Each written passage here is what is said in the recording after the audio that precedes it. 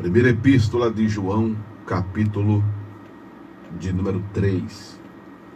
Esse capítulo é grande. Eu digo para o tempo que temos aqui de abordagem, né? Então, eu vou dividi-lo em duas partes. Vou dividi-lo ao meio, literalmente. Ele tem 24 versículos. Ele não é nem a quantidade de versículos, né? Mas é cada versículo bastante compridos os versículos. Isso torna um capítulo grande. Mas vamos lá. Dividi-lo ao meio. Então vamos ler até o versículo 12. Se eu perceber que a gente precisa ler mais alguns versículos para fechar o primeiro raciocínio, a gente o faz. 1 de João capítulo 3. Vede com grande caridade nos tem concedido o Pai, que fôssemos chamados filhos de Deus. Por isso o mundo não nos conhece, porque não conheceu Ele, não conheceu a Ele. Amados, agora somos filhos de Deus, e ainda não é manifesto o que havemos de ser.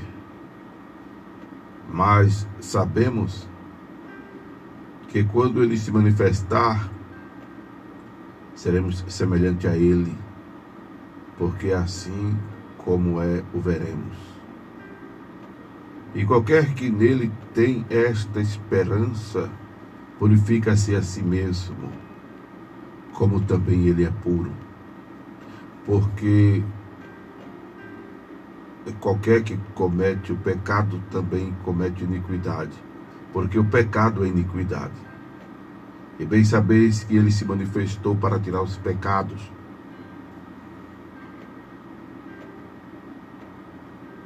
E nele não há pecado. Qualquer que permanece nele não peca. Qualquer que peca não o viu nem o conheceu. Filhinhos, ninguém vos engane. Quem pratica justiça é justo, assim como ele é justo. Quem comete o pecado é do diabo, porque o diabo peca desde o princípio. Para isto, o Filho de Deus se manifestou, para desfazer as obras do diabo. Qualquer que é nascido de Deus não comete pecado, porque a sua semente permanece nele, e não pode pecar, porque é nascido de Deus. Nisto são manifestos os filhos de Deus e os filhos do diabo. Qualquer que não pratica a justiça e não ama seu irmão não é de Deus. Porque esta é a mensagem que ouviste desde o princípio, que nos amemos uns aos outros. Não como Caim, que era do maligno e matou a seu irmão. E por que o matou? Porque as suas obras eram más, e as de seu irmão eram justas, e as de seu irmão justas. Pronto. O capítulo 3, versículo de 1 a 2, né? Encerra com, nessa leitura que a gente está fazendo aqui, um sentido, eu digo, da leitura. O texto em si já tem a sua relevância, o seu sentido, o seu significado, seu propósito alcançado, seu objetivo alcançado. A comunicação aqui dispensaria até comentário, né? Dispensaria até comentário. Mas somos convidados pela própria Escritura a meditar nela, conforme Salmo 1.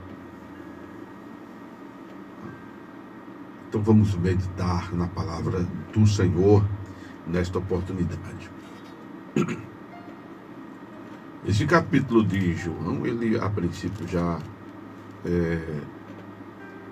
traz para nós, quando a gente vai lendo o seu conteúdo, né? Ele já traz para nós uma mensagem muito impactante, condenando veementemente o pecado, sem misericórdia, sem arrodeio, sem mimimi, sem marmamai, sem lenga-lenga. Ele já vai mostrando que o pecado é uma coisa grave. Ele já vai mostrando que o pecado é danoso, que o pecado é terrível, que o pecado é uma coisa que a gente deve abominar, que a gente deve aborrecer, que a gente deve repudiar, que a gente deve tratar como ele de fato é. Ele já começa botando assim peso, né, na pecaminosidade.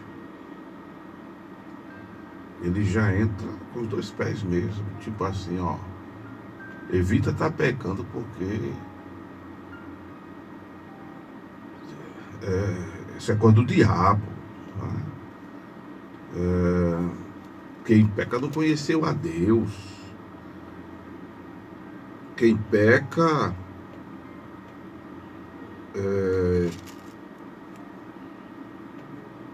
o que mais aqui? Não conheceu a Deus. Ele começa, ele diz que não é nascido de Deus quem comete pecado. Ele já começa tipo assim: se você não tiver cuidado de meditar nisso, você vai se desanimar da caminhada, você vai desistir de estar servindo ao Senhor, você vai desistir de ser crente, né? Vai fazer como Pedro fez, não pelas mesmas razões, porque Pedro, em um momento, ele disse assim ao Senhor: Senhor, se afasta de mim, que eu sou pecador. E eu me lembro de eu já vivi tanta experiência, que também não é para mim, né? 55 anos de vida, 40 deles intensos, lendo Bíblia e na obra, lidando com muita gente. E eu me lembro que nós tínhamos um irmão no discipulado que eu fui fundador, né, alguns anos atrás. E de repente esse rapaz, ele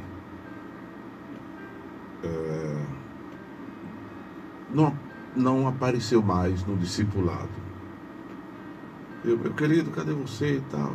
Ele: não, eu não sou mais crente. Fiquei triste com aquilo. Ele dizendo isso. Mas rapaz, o que foi que Jesus fez com você? Aí ele: não, Jesus não fez nada, ao contrário. Jesus é tão santo, eu sou tão pecador que não tem como não eu seguir ele não.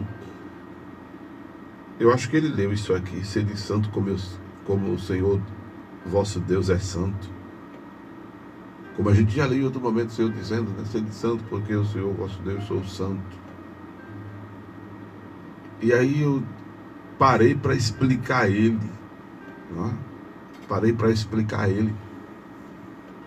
Que essa é uma exigência do Senhor para sermos santos como o Senhor é santo. Mas obviamente nós jamais vamos chegar ao patamar do divino. Mas isso é para nós termos uma ideia de quão sério devemos levar a nossa relação com Deus. Você está certo em entender a sua pecaminosidade, mas o Senhor não quer que você se afaste dele por isso. Ao contrário, o Senhor quer que você o busque, que você esteja sempre pedindo-lhe perdão. Porque tem gente que diz assim: pastor Amaro, é necessário estar pedindo perdão toda vez que vai orar? Se o senhor orar de 7 horas da manhã, o senhor pede perdão. O senhor na oração das 5 pede perdão, na oração das 6 pede perdão, na oração das 7 pede perdão, na oração das 8 o senhor pede perdão, na oração das 9 o senhor pede perdão. E se o senhor orar de 10 horas, o senhor pede perdão? Oxe, eu peço perdão, você está achando muito? Eu peço perdão direto. de hora em hora, de meia em meia hora, de instante em instante eu estou pedindo perdão. Instante em instante eu estou pedindo perdão. E quando eu percebo que fiz, que pensei, que disse uma coisa que vai contra a moral de Deus, vai contra os princípios bíblicos, vai contra o manifesto do Espírito de Deus, desagrada a Deus, quem pede perdão está aqui. Quem pede perdão está aqui. Isso não é uma culpa patológica, não. Isso não é toque, não. Isso não é nenhuma compulsão obsessiva, não. Isso é consciência da pecaminosidade e que o pecado, ele entristece ao Senhor, o pecado, ele desagrada ao Senhor, o pecado é uma ofensa ao Senhor. João, ele usa aqui de uma hipérbole, dizendo que quem peca é do diabo. No versículo de número 8. Mas eu quero dizer que a gente é nascido de Deus. E ele diz que, aí você diz, mas a Bíblia está dizendo, pastor, que quem peca não é nascido de Deus. Porque o nascido de Deus não comete pecado. Calma, benção. Aí não pode pegar o versículo isolado, tem que ver o seu contexto. Tem que ver o seu contexto. Né? Porque a natureza pecaminosa está em nós. Eu já disse em outras abordagens, nós não somos pecadores porque pecamos, ao contrário, nós pecamos porque somos pecadores. Quando os nossos precedentes lá no Éden, Adão e Eva, pecaram, Paulo diz que o pecado passou a nós, seres humanos. Davi em outro momento disse, iniquidade foi formada, em pecado me concebeu minha mãe. A natureza pecaminosa passou a fazer parte dessa composição humana a partir do pecado de Adão, lá no Éden. E aí nós nos tornamos pecadores. Mesmo nascendo de novo, mesmo recebendo o Espírito Santo, a gente continua pecador. Mesmo pedindo perdão, sendo lavado e remido pelo sangue de Jesus, mesmo tendo o nome escrito no livro da vida, a gente continua pecador. A natureza pecaminosa está em nós. Por isso que Paulo disse, quem me livrará do corpo desta morte? O bem que eu quero fazer, eu não faço. O mal que eu não quero fazer, quando vejo, já tenho feito. Entende? Ele está se referindo a ações, como por exemplo, João, está se referindo à prática da injustiça, está se referindo a quem não ama o irmão. Ele está se referindo, como vimos nos capítulos anteriores, àqueles que mentem contra a verdade, aqueles que negam a deidade de Jesus Cristo.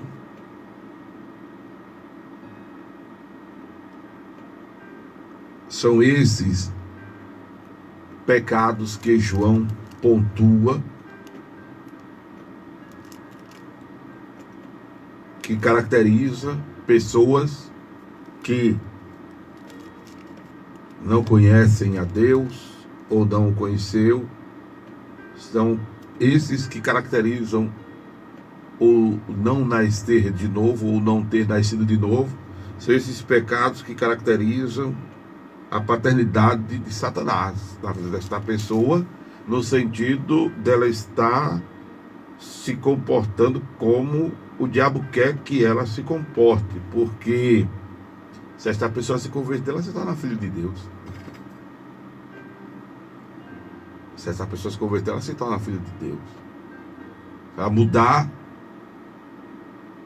e essa mudança, ela passa agora a nortear sua vida à luz dos princípios bíblicos, das verdades bíblicas, ela se torna filha de Deus, esta pessoa. Como eu e você nos tornamos filhos de Deus. E como a palavra de Deus é uma sincronia, todo esse texto deve andar junto. Paulo, ele escreveu exatamente essa fala cuidadosa para os irmãos em Efésios, dizendo para os irmãos serem tolerantes com aqueles que ainda estão nas trevas, serem tolerantes com aqueles que ainda estão sem Deus no mundo, os que ainda não conhecem Deus. Paulo chama atenção para nós termos paciência com essas pessoas, as compreendermos, porque nós também antes, diz o apóstolo Paulo, andávamos nos desejos da nossa carne, fazendo a vontade da carne e dos pensamentos, e éramos por natureza filhos da ira, como os outros também. Mas nós, estando mortos, fomos vivificados. Nós estávamos mortos em ofensas, em pecados. Andávamos segundo o curso deste mundo, segundo o príncipe das potestades do ar, do espírito que agora opera nos filhos da desobediência. Mas Deus, que é riquíssimo em misericórdia, pelo seu muito amor com que nos amou, estando nós ainda mortos em nossas ofensas, nos vivificou juntamente com Cristo. Aleluia! E pela graça somos salvos. E nos ressuscitou juntamente com Ele. E nos fez assentar nos lugares celestiais em Cristo Jesus. Oh, aleluia, glória a Deus. Eu estou lendo Efésios capítulo 2, para mostrar a você exatamente isso que o Espírito Santo está nos ensinando e nos impulsionando e nos dirigindo e nos dando o poder desta fala para dizer a você que obviamente você não deve ter o pecado como normalidade, você deve levar o pecado a sério, você deve cuidar de evitar estar desagradando a Deus, mas não é por isso que você deve desistir. Porque Deus, que é Deus, não desiste de você. Ele não desiste da gente. Ele não desiste de nós. Talvez alguém tenha desistido de você pelas suas falhas. Alguém lhe conheceu, você é uma pessoa bacana, mas você é cheio de defeitos, aí a pessoa se afastou de você. É um amigo que percebeu que você é uma pessoa falha, se afastou de você. É o cônjuge que ele deixou você mulher, deixou você homem. Não é? Mas eu quero dizer que o Senhor, Ele não desiste de nós. Aleluia. O escritor aos Hebreus diz no capítulo 4 que não temos um sumo sacerdote que não se compadeça das nossas fraquezas, mas um que, a exemplo de nós, foi tentado em tudo. Ele nos conhece muito bem. Mas é preciso, é necessário que eu trate o pecado como pecado, veja a sua seriedade, a sua gravidade, a sua letalidade. Mas isso não é motivo para você deixar o Salvador. Ao contrário, aí é que você tem que se apegar a Ele mesmo. Aí é que você tem que apelar para a graça, para esse favor imerecido de Deus para conosco, como Paulo acabei de ler em Efésios: pela graça sois salvos. Aí é que nós temos que estar aos pés da cruz. Aí é que nós temos que estar pedindo ao Senhor misericórdia. Aí é que nós temos que humilharmos-nos perante o Senhor. Amém? Mas os pecados que João está falando aqui, que caracteriza os não filhos de Deus, os que não conhecem a Deus, os que não são nascidos de Deus, os que são, João diz, filhos do diabo, são os que negam a deidade de Jesus, são os que levantam mentiras para causar transtorno à verdade. Essas mentiras que não deixam de ser grave, que você comete, aí às vezes você está em casa e manda dizer que não está, às vezes você tem, diz que não tem, às vezes você fez, diz que não fez. Essa besteirinha aí. Besteirinha, vírgula, né?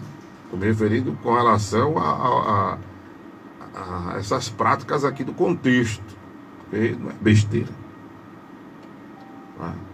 Esse negócio de, mas não tem nada não, isso é bronca, isso é complicado, isso é gripe mal curada.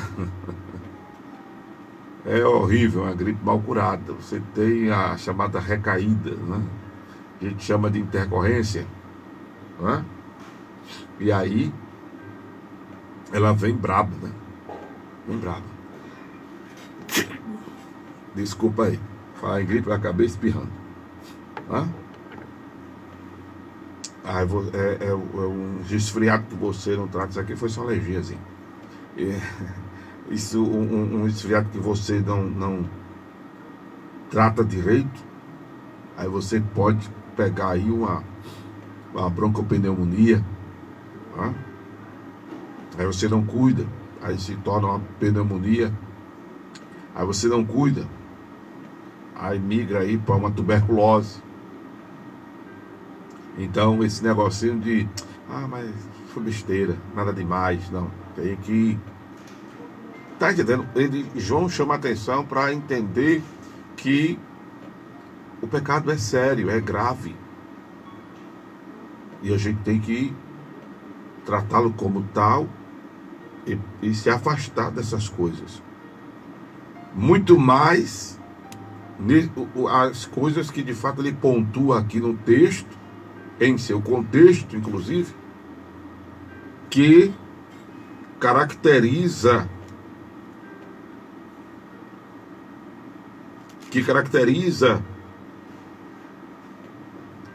a pessoa não ter conhecido Deus, que caracteriza a pessoa ser do diabo,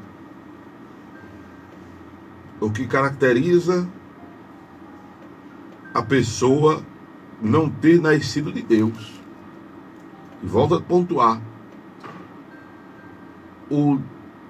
a negação da deidade de Jesus, a negação da deidade de Jesus. A pessoa não admitir que Jesus Cristo é Deus, não o reverenciá-lo como tal, bem como negar a encarnação do Verbo, negar a natureza humana de Jesus Cristo. João pontua isso como uma gravidade muito grande. Não reconhecer que Jesus é Deus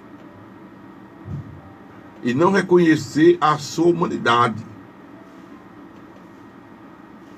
João pontua isso como algo muito grave, porque aí Jesus passa a ser tratado como um qualquer. Porque aí Jesus passa a ser tratado como um ser humano comum. Jesus passa a ser tratado como apenas um espírito evoluído, como um revolucionista, como qualquer coisa menos o Deus que ele é. Aí João diz: isso é grave, Porque Jesus Cristo, ele é Deus, e ele deve ser adorado, deve ser venerado, deve ser invocado, deve ser recorrido, deve ser buscado. E você precisa se apegar a ele, a Jesus Cristo, em quem você encontra descanso e paz para a sua alma, porque o seu jugo é suave e o seu fardo é leve. E aí essa relação com Jesus tem que estar afinada, tem que estar estreitada, tem que ser intensa. Procure viver Jesus, irmão, com intensidade. Procure estreitar sua relação com Jesus. Procure alinhar sua relação com Jesus.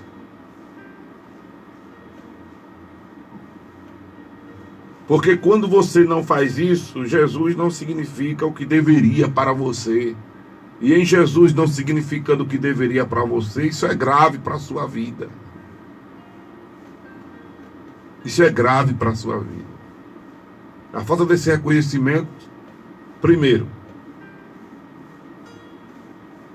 é uma demonstração que a pessoa está debaixo de influência maligna, porque o Deus deste século cegou o entendimento dos incrédulos, para que não lhes resplandeça a luz do Evangelho de Jesus Cristo, que é a imagem de Deus, segundo aos Coríntios 4:4.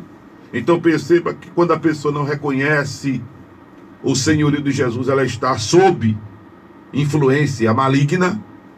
Então veja como é grave, veja como é sério. E se você não procura estreitar, afinar essa relação com Jesus, você vai estar em sofrimento. Você vai estar em sofrimento. Por isso que Jesus disse: vinde a mim, vós que estáis cansados e oprimidos, e eu vos aliviarei. Tomai sobre vós meu jugo e aprendei de mim, que sou manso e humilde de coração, e encontrarei descanso para as vossas almas, porque o meu jugo é suave e o meu fardo é leve. Então, se você não tem essa relação com Jesus, você vai estar em eterno sofrimento nesta vida e na eternidade, porque só existe um caminho para o céu, que é Jesus Cristo. Você que está atrás aí de um grande amor, Jesus deve ser o teu grande amor. Você que está atrás de um relacionamento sério, Jesus deve ser o seu relacionamento sério.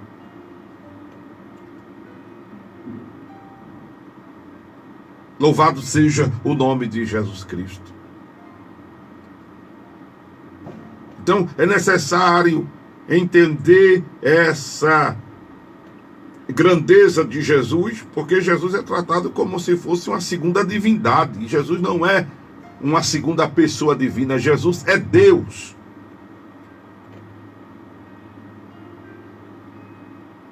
(100% Deus, 100% homem. E João está dizendo que a falta de reconhecimento disto é grave. É de quem não o conheceu, é de quem não nasceu de novo, é de quem ainda está sob influência maligna, que ele diz logo é filho do diabo. Ele entra pesado. João é chamado o apóstolo do amor, mas também quando João inventava de ficar com raiva, me lembrei agora do personagem que ele: quando eu amo, mas quando eu odio, eu odeio. João era assim. E toda pessoa que é amável, carinhosa, é assim. Quando ela também se enfesa, um abraço. Né? Vamos lá. Observe que, inclusive, ele começa a tratar aí os outros pecados que João trata aqui. Olha, você que pegou essa mensagem pela metade, é bom você ouvi-la toda. Essa reflexão aqui dos primeiros 12 versículos de 1 João capítulo 3. É importante você entender tudo. Outros pecados que João pontuou aqui, e ele fala da gravidade, é a negação da prática da justiça. Né? Quem pratica a justiça é justo, assim como ele é justo. Quem comete o pecado é do diabo, porque o diabo peca desde o princípio. Aí você vai lendo isso e vai entendendo o contexto que ele pontua, porque claro, todo pecado desagrada a Deus, como já dissemos. Esse negocinho de mas nada demais. Isso é besteira. Não pode ser tratado assim o pecado. Esses pensamentos, essa fala, esse comportamento, essa atitude, isso é grave. Só que esse pecado que o João está pontuando aqui, tipo assim, sai pra lá, é com relação a essas práticas. Claro que não existe pecadinho nem pecadão. Pecado é classificado como omissioso e comicioso. O pecado é aquele que a gente sabe o que deve fazer de certo e não faz. O pecado comicioso é aquele pecado também chamado pecado por ignorância ou pecado oculto, que é aquele pecado que a gente pratica e acha que não é pecado. Tem gente que acha que não é pecado, mas é pecado. Porque quem diz o que é pecado é a Bíblia. Não é o pastor, não é o papa, não é o padre, não é o bispo, não é o apóstolo, não é a denominação, não são as convenções. Tá? Quem diz o que é pecado e o que não é pecado é a Bíblia. Eu sempre estou dizendo isso. A palavra de Deus é o instrumento aferidor da verdade. A palavra de Deus é o instrumento aferidor da verdade. Louvado seja Deus. Louvado seja Deus. Ele está se referindo agora aos que não praticam a justiça. A prática aqui da justiça, preste atenção, não é você se revoltar com o que você está vendo de errado e partir para cima como se você fosse uma autoridade policial, militar, jurídica. Não está na sua competência, você fica na sua. Eu já contei uma experiência que eu vivi e, meu Deus do céu, o cidadão saiu do carro e agrediu um outro cidadão, um velhinho já. E o velhinho não estava errado. Ele foi fazer uma manobra de ultrapassagem e aí o cidadão que estava saindo de uma rua transversal se assustou. Mas ele tinha que parar, porque ele estava entrando numa via expressa. E aí não houve colisão nem nada. Mas, se houve colisão, eu acho que parece que teve uma colisão. Teve, mas não foi nada grave, não foi, só encostou o carro, só encostou. Aí o cidadão saiu do carro e já foi com a arma na mão. Aí eu descobri que ele é policial civil. Isso faz muitos anos. Aí ele apontou a arma para o cidadão. Eu disse, meu Deus do céu, vai tirar no carro de uma besteira. Aí os amigos chegaram e seguraram ele. Mesmo assim, em um momento, ele deu um soco no velhinho. Irmão, eu vi aquilo, eu era bem jovem. Eu vi aquilo. Eu fiquei muito indignado. Eu não podia fazer nada, porque eu não sou polícia. Eu fiquei muito indignado. Mas eu fiquei muito indignado. Né? Aí fazer justiça é você agir com as suas próprias mãos? Não é isso. Não é isso. Não invente de fazer justiça com as suas próprias mãos, não. Jesus disse, bem-aventurado aqueles que têm fome e sede de justiça, porque dos tais é o reino de Deus. A gente vê as coisas erradas, a gente apela para as autoridades competentes e aí entrega também ao Senhor. Porque do jeito que também anda, por exemplo, as coisas, está bem difícil. Dia desse eu precisei da força policial, estou esperando até hoje. O colega também precisou dia desse de uma força policial, está esperando até hoje. E o que a gente escuta é o atendente dizer, depois que acontecer é que a polícia vai. O atendente ainda diz isso. Está complicado, né? Mas a gente não deve fazer justiça com as próprias mãos. A justiça que João se refere aqui é, por exemplo, no contexto bíblico, por exemplo,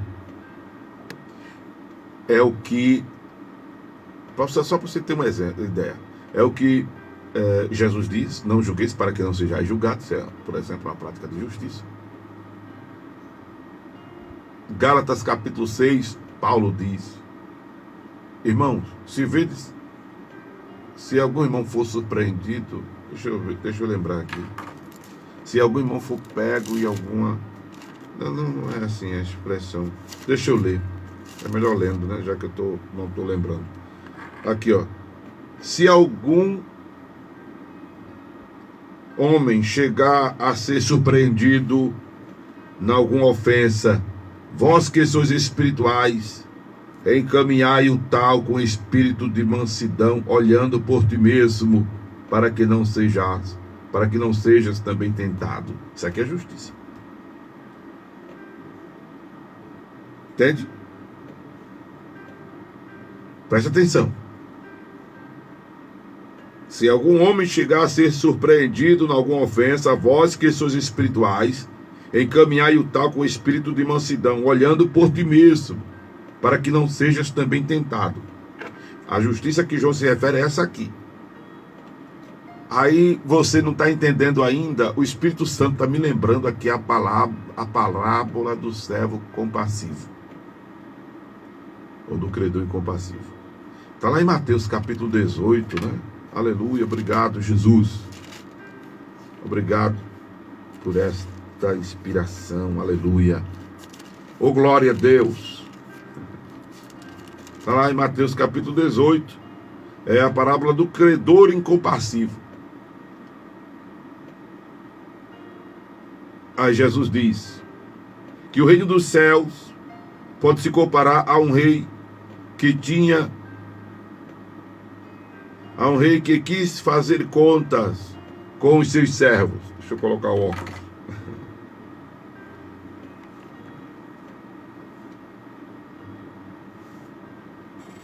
E começando a fazer contas, foi-lhe apresentado um que lhe devia 10.000 talentos.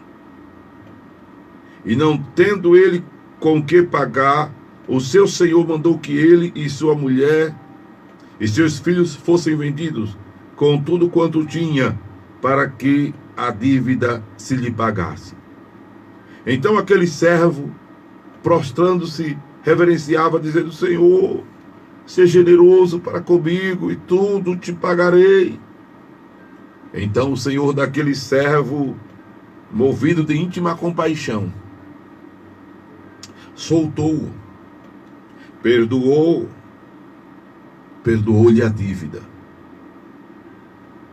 Aí lá vai aquele servo para casa, né? Vai embora, vai para perto da esposa, vai para perto dos filhos. No meio do caminho, ele encontra outra pessoa. E essa pessoa é seu conservo. Aí ele se encontra com esse homem que ele devia 100 dinheiros. Ele devia 10.000 talentos. Vamos dizer que ele devia 10.000 reais. E aí ele foi perdoado. E agora ele encontrou com uma pessoa que ele devia 100 reais. Aí ele se encontra. Encontrei. Não foi benção. Ó, os 100 reais. Me paga. Rapaz, eu não tenho não. Eu agora não tenho não. Rapaz, eu confesso a você que eu devo, não nego, assim que eu puder eu pago. Não, você vai pagar é agora. Me pague o que você me deve. Estou parafraseando a parábola. Mateus capítulo 18, para quem gosta de acompanhar. Versículo 23 em diante. Eu estou no versículo 28. Paga-me o que me deves. Rapaz. Aí o cara se joga no chão, fica de joelhos e roga-lhe: Senhor, seja generoso para comigo. E tudo quanto eu tiver eu vou te pagar, eu te pagarei. Aí ele: é o quê? Você não tem 100 reais não?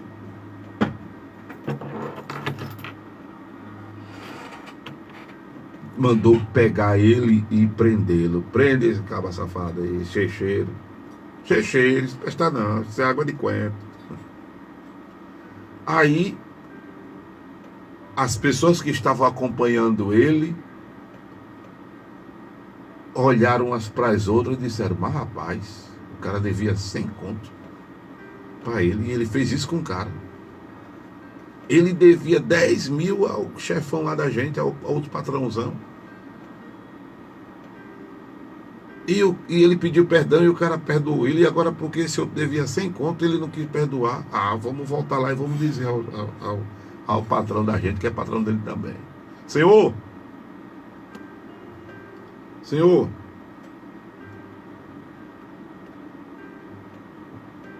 aconteceu de o senhor ter perdoado o fulano, que lhe devia 10 mil conto? Não foi? Foi, perdoei. Pois o senhor não sabe de nada. Quando ele estava indo embora, ele estava indo para se encontrar com a mulher dele, os filhos dele, e aqueles que ele pediu, que o senhor queria que a gente vendesse, mas ele pediu perdão e o senhor perdoou. Ele falou: eu lembro sim, graças a Deus, né, meu filho? Pois, senhor, no meio do caminho, ele encontrou-se com um colega da gente e o cara devia 100 conto a ele. Sabe o que foi que ele fez? Poxa, meu senhor, ele mandou dar um pau no cara e ainda mandou prender. É o que? Chama ele. Aí chamou ele. E quando ele chegou à sua presença, o seu senhor lhe disse: servo malvado, perdoei-te toda aquela dívida porque me suplicaste. Não devias tu igualmente ter compaixão do teu companheiro, como eu também tive misericórdia de ti? Aí agora o seu indignado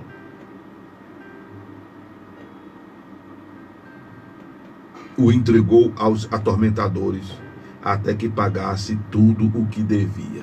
Aí veja o ensinamento de Jesus, isso é muito forte. Assim vos fará também meu Pai Celestial, se do coração, aleluia, não perdoardes cada um a seu irmão as suas ofensas. Entende agora qual é a justiça que João se refere, irmão? Essa palavra precisa estar sendo pregada nas igrejas, nos púlpitos. Essa palavra precisa estar sendo pregada em mais programas de rádios por aí. Essas coisas você só escuta aqui na Tamandaré. Desculpa aí a humildade, eu que hoje amanheci humilde. Glória a Deus. São essas verdades que precisam ser trazidas. Porque o que tem de gente pedindo perdão a Deus, mas não está perdoando o irmão, não está perdoando o parente, não está perdoando o colega de trabalho, não está perdoando o cônjuge, não está perdoando o familiar, não está perdoando o parente. Essa é a prática de justiça que João se refere. Está entendendo agora, amados? Que é do diabo quem pratica a injustiça, ou seja, quem contraria esse ensinamento de Jesus que a gente acabou de ler, por exemplo, em Mateus 18. Outro pecado que João pontua grave, além da falta de reconhecimento da deidade e a humanidade de Jesus e a falta de perdão de irmãos. Por exemplo, ele diz, com relação à falta da prática da justiça, esse é um exemplo da justiça que ele se refere. Que mais? Já falamos sobre a mentira, que é a negação, que é a contrariação à verdade. Tudo isso é grave. Não que os outros pecadinhos da gente não sejam graves, são, porque não existe pecadinho. Lembrando, pecado é classificado em ambicioso e cobicioso, eu já expliquei.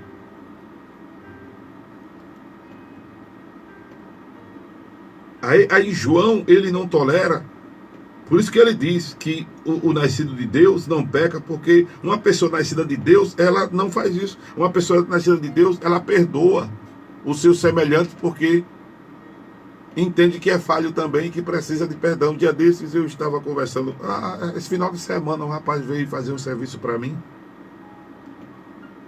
Aí ele, Mário, não, precisa pagar nada não. Eu disse, não. Isso é seu serviço. Ele, não, mas dos amigos eu não cobro não. Eu disse, pronto, mas vai aí depois uma expressão de gratidão. Aí ele disse assim, não, Mário, porque a gente não sabe o dia de amanhã, né? Eu disse, não, mas é seu serviço, você tal. Ele quis deixar uma mensagem muito bacana para mim, né? Quando ele disse que a vida é uma gangorra, não é? Ora você está precisando, outra hora você está podendo servir. E essa consciência da pecaminosidade é importante, porque como eu já mencionei aqui Gálatas 6:6, Gálatas 6, verso 1, já mencionei Mateus capítulo 7. Em outro momento, Lucas 17, Jesus diz, olhai por vós, Lucas 17, verso 3, olhai por vós. É essa prática de justiça que João se refere, que deve ser um exercício da gente, e quem não faz isso não nasceu de Deus, não conhece Deus, não tem Deus. Não é? A outra que pontuamos é a necessidade de reconhecer a deidade e a humanidade de Jesus. A outra é não mentir contra a verdade. E o outro que ele pontuou aqui é o amor que se deve ter aos irmãos, uns para com os outros. Então quem não ama, quem odeia, quem alimenta ressentimento, eu já ministrei aqui sobre a raiz de amargura, que o escritor aos Hebreus chega a dizer que nos priva da graça de Deus. Irmão, a graça já está... A graça não é porque é de graça. A graça é tolerância, é longanimidade, é benignidade junto. Mas a graça é, vamos dizer, para entender, como se fosse grátis. A pessoa ficar fora do grátis é bronca.